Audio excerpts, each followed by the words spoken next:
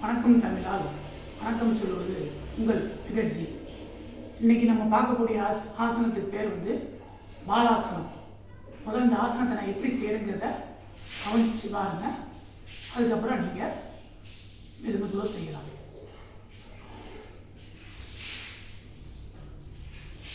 முதல் 2 காலில் நீட்டி இப்படி உட்காந்துக்கணும். இடது காலை மடக்கி இப்படி கொண்டு போகணும். வலது காலை பின்னாடி இப்படி மடக்கி கொண்டு போகணும். இந்த பொசிஷனில் உட்காரணும். இதுக்கு பேர் வஜ்ராசனம். இந்த ஆசனத்துக்கு அப்புறம் வலது கையை பின்னாடி இப்படி வச்சுக்கணும், இடது கையை பின்னாடி இப்படி வச்சுக்கணும். மெதுவாக மூச்சை விட்டுக்கிட்டே குனியணும்.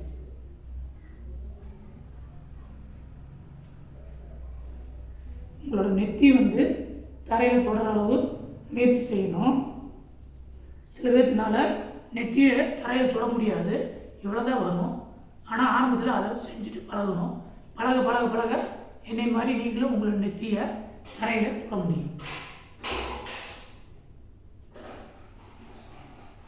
இதே பொசிஷனில் 30 செகண்ட் இருக்கணும். ஒன்றும் கட் பண்ண வேண்டாம், அப்படியே 30 செகண்ட் இருங்க.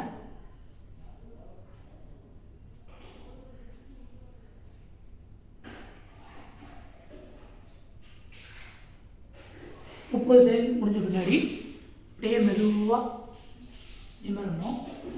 வழக்கம் போல் கைகளை இப்படி வச்சுக்கணும்.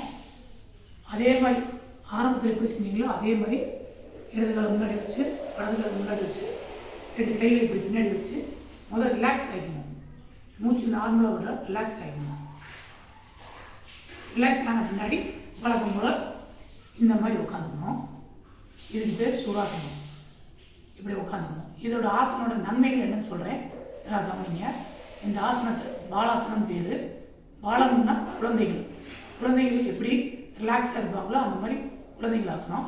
இந்த ஆசனம் செய்கிறப்போ உங்களுடைய முதுகு தண்டுவடம் நல்லா ஸ்ட்ராங்காகும். இதனால் முதுகு வலி பரவலாமல் கொஞ்சம் படிப்படியாக குறைஞ்சிடும். அதுக்கு இடுப்பு வலி குறையும். உங்களுடைய முதுகு தண்டுவடம் நேராகிறதுனால கான்சன்ட்ரேஷன் பவர் கிடைக்கும். வயிற்று ப்ராப்ளம் என்னாச்சு இருந்துச்சுன்னா அதெல்லாமே படிப்படியாக குணமாகும். இவ்வளோ நன்மைகளும் இந்த ஆசனத்தில் இருந்தாலும் எல்லோரும் இந்த ஆசனத்தை பொறுமையாக செய்யுங்க. 30 செகண்ட் ஆரம்பத்தில் செஞ்சு பழகிட்டு படிப்படியாக 2 நிமிஷம் வரையும் நீங்கள் அதை இன்க்ரீஸ் பண்ணுங்கள். வாழ்க வளமுடன். நான் உங்கள் OBC வெங்கட்ஜி பழனி.